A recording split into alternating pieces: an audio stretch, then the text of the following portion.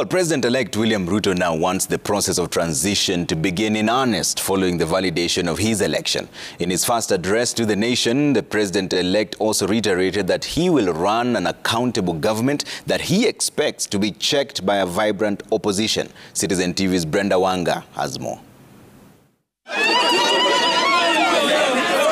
The crowd had started gathering at the current residence of the Deputy President moments before the Supreme Court upheld the election of William Ruto as the country's fifth president. You are not like the other that have made. The relief at the tail end of what has been a lengthy, protracted presidential election evident in both the supporters and the president-elect. And when he emerged for his inaugural address to the nation a few hours later, the president-elect was clear on what his immediate business would be, getting that transition process underway. Where we have. I will shortly be putting a call to my good friend, President Uhuru Kenyatta.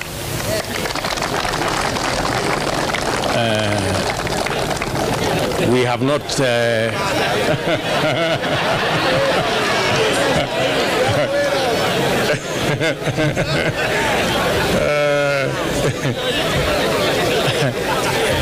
we have not I haven't talked to him in months. But shortly I will bring a call to him so that we can have a conversation on the process of transition. The president-elect and the outgoing president had fallen out in the course of the campaigns, with President Uhuru Kenyatta throwing his weight behind Azimio's presidential ticket.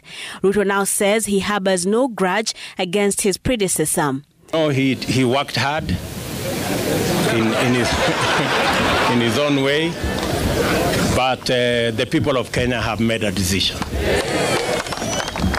And we have absolutely no issue with the democratic choices of any Kenyan. You remember I said earlier, when I chose to support Uhuru Kenyatta, I did not give him conditions that he must support me. I have made that very clear. So I take no offense at all that he decided to choose and support somebody else. Ruto also says he will be reaching out to those who contested the presidency against him. I will also be putting a call to my worthy competitors, beginning with Raila Odinga, my worthy competitor,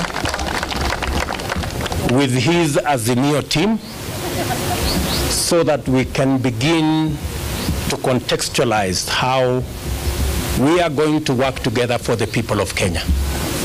Those of us who will be working from the executive and the Azimio team who will be working from the opposition.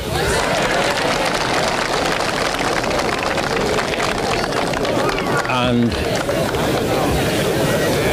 as I committed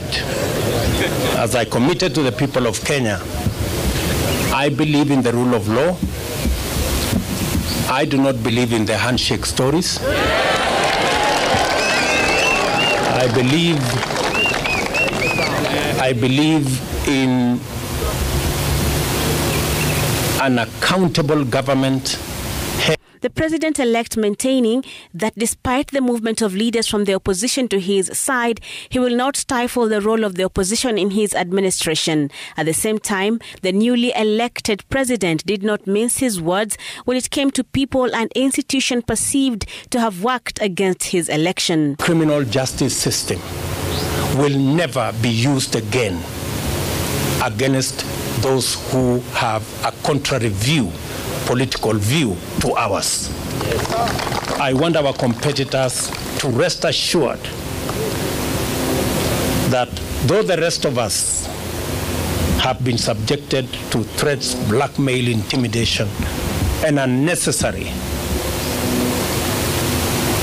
fights, The President-elect William Ruto also took time out to thank his legal team, his family and political friends for walking what he described as a long and tedious journey to the presidency before taking questions from the Fourth Estate.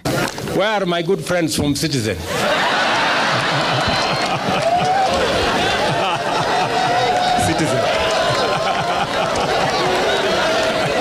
The President-elect says he will waste no time in hitting the ground running as he seeks to transition from the campaign period to a period of service delivery and making sure that he delivers on the promises that convinced the over 7 million people to vote for him as the 5th president